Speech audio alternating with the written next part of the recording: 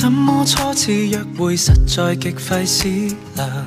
起初先推我兩次錯，我氣焰都正常，再約便說好，以里數換你獎賞。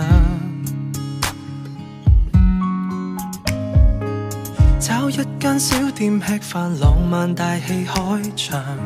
於燭光跟笑意裏談談童年，提及理想，吃到侍應生靜靜話言意打烊。飯後未倦嗎？跟我逛逛再送你歸家，我可以為你關起手機純靈魂對話，怎知道霎眼就談到赤柱了，錯過了你我的家。能像個書生錯約佳人，蝴蝶滿心飛，不過未走近，多想一見即吻，但覺相襯，何妨從夏到秋慢慢抱緊。明月正偷窺這對璧人，何用太心急入盲路低溫，承襲古典小說裏優雅的情感，情願待身份才獻吻。不急於一晚散盡10萬夜那溫柔，一針針跟你刺繡年華悠悠，怎會悶透？放西雙燈紅樓，仍攜着你手。初邂逅，我喜歡雙雙漫步在霧裏，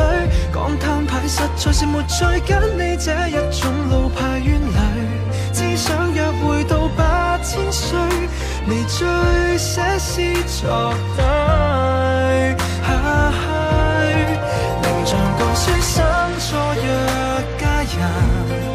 蝴蝶滿心飛，不過未走近，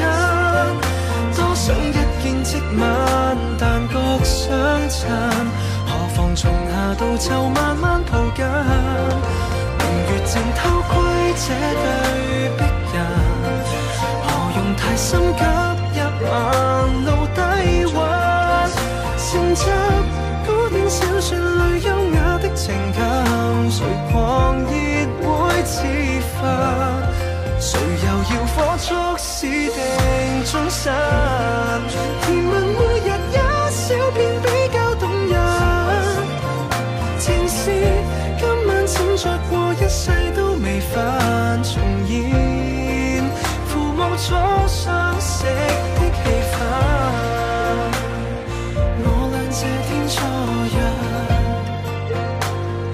逛遍市區所有路燈。